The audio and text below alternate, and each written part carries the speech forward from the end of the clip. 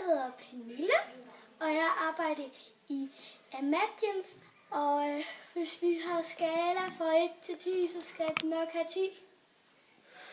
Hvor sjovt synes du, det er?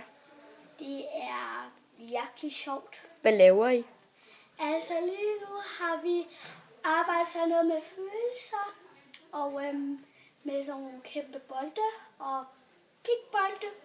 Og vi har faktisk også lært sådan følelser og sanser, og det var faktisk rigtig sjovt. Hvad var det, I lavede med de der bold?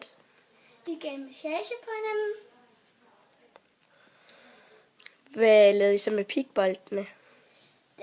Der skulle vi også lave massage, men det var sådan, hvor at der var sådan nogen, der sagde, vi skal trille lige så stille op med bolden på fødderne.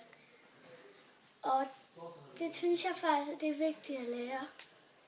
Var det dejligt at få massage? Ja.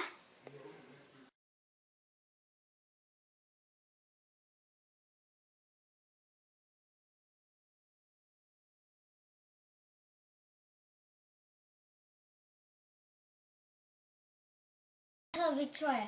Jeg arbejder i Fejebakkerne, og jeg synes, det er rigtig sjovt. Hvad laver I sådan lige nu? Altså lige nu, der skal vi til at vaske gulve, så gulvene de er rene. Hvad laver du så? Jeg tror, altså lige nu, der skal jeg også til at hjælpe. Okay.